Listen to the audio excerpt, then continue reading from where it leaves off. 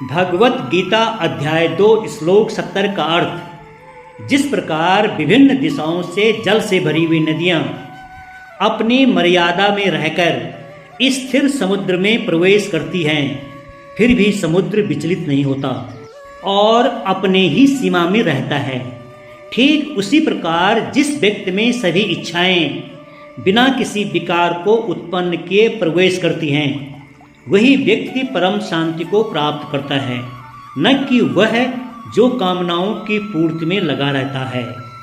इस श्लोक में भगवान श्री कृष्ण स्थित प्रज्ञ व्यक्ति की तुलना समुद्र से करते हैं। यह एक बहुत ही सुंदर और गहरा दृष्टांत है।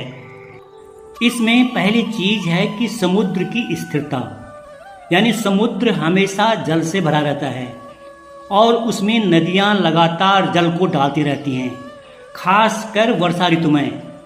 इसके बावजूद समुद्र न तो अपने सीमा से बाहर निकलता है और न ही विचलित होता है, वह अपने स्थिरता बनाए रखता है। नंबर दूसरा है स्थित प्रज्ञ की स्थिरता, अर्थात जो व्यक्ति आत्मज्ञान में स्थित है वह बाहरी इच्छाओं और भोगों के आने जाने से विचलित नहीं होता। जैसे नदियां समुद्र में समा जाती हैं, वैसे ही सांसारिक इच्छाएं और विषय उसके पास आते हैं, लेकिन वे उसे प्रभावित नहीं कर पाते।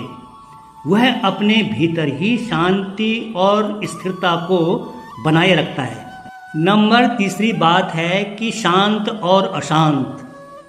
इस श्लोक का मुख्य संदेश यही है कि वास्तविक शांति उसे मिलती है जो इच्छाओं को संतुष्ट करने के पीछे नहीं भागता, बल्कि उन्हें अपने भीतर समाहित कर लेता है, जैसे समुद्र जल को समाहित कर लेता है। इसके विपरीत जो व्यक्ति अपने कामनाओं को पूरा करने में लगा रहता है, वह कभी भी शांति प्राप्त नहीं कर पाता, क्योंकि एक इच्छा पूरी होने पर दूसरी उत्पन्न हो जाती हैं और यह क्रम कभी भी समाप्त नहीं होता। यह श्लोक हमें इंद्रियों पर नियंत्रण और वैराग्य के महत्व को समझाता है। एक ज्ञानी व्यक्ति शरीर की आवश्यकताओं के लिए इंद्रियों के विषयों का भोग कर सकता है, लेकिन वह उनसे लिप्त नहीं होता। उसकी प्रसन्नता और तृप्ति भीतर से आती है, न कि बाहरी वस्तुओं से।